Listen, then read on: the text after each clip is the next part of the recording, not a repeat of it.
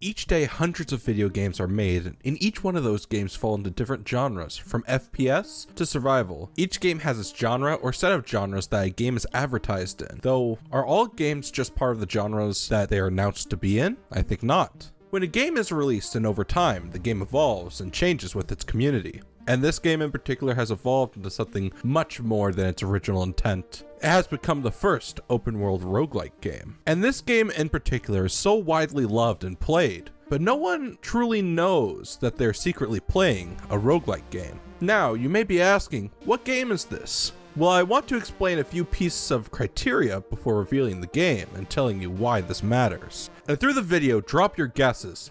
No cheating though. What criteria categorizes a roguelike? Well, generally they fall under a few key points. Those being the game, for one, must be procedurally generated. The levels or world must be generated at the start of the game or along the way while playing. 2, the game must not have player progression outside of the run. For example, being able to upgrade yourself after finishing a game. And thirdly, and most importantly, when the player dies, the player must start from the beginning once again. Now, how does this game in particular fall into these categories? Firstly, in this game, the world is also generated. New parts of the world are made as you explore and find new areas. Second, there is no player progression outside of the current run. You cannot upgrade yourself or change anything before starting a new run. And finally, this game actually has 2 forms of permanent death, one much more permanent than the other. But it does technically fall within the idea of starting from nothing. Have you guessed what the game is? Well, if you guessed Minecraft, you would be correct. Now I can hear what you're saying. Minecraft is a crafting survival game. There's no way that it could be a roguelike. Well, why can't it be both? Though technically coming out first, Minecraft isn't the only game that did a crafting survival style roguelike. Another one is actually Magicite, a nice pixelated game, though its development got dropped, technically has the same crafting idea. Plus, as I stated, Minecraft has procedurally generated worlds, and each time you start, it is different. So it works with the criteria. Additionally, you might say it's not a dungeon crawl game, but I would argue against that, because no matter where you are in Minecraft, you are exploring, gathering, and discovering loot and items, just like in any other roguelike game. Monsters could technically spawn anywhere and attempt to attack you.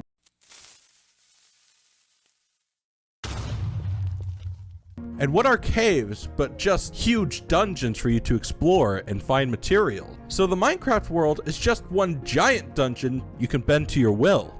Additionally, you can't use resources from 2 different worlds, or in roguelike terms, run. So each game has a clean slate. You start from nothing and build yourself up to reach the end of the game. Or, in Minecraft's case, beat the final boss, the Ender Dragon. And you might be saying that I can keep playing after I finish the game. Of course you can. Every roguelike is available to keep playing it, to keep unlocking and discovering new things. And Minecraft is no different. Though Rogue, I hear you saying. Minecraft doesn't feature permanent death. Well, does it? Whenever you would die in a Minecraft world, you lose all your items, and you could choose to respawn. Though this brings you back to the start of the world, or a determined spawn point, you still have to start again with nothing. Though you can use items previously acquired to help you, and it's still starting you back at 0, in most cases, which is a form of permanent death. Though you can recover your items like in a Souls-like game, which is closely related to roguelike games. Though if you aren't convinced, what if I said I can make this game a true roguelike with just the click of one button?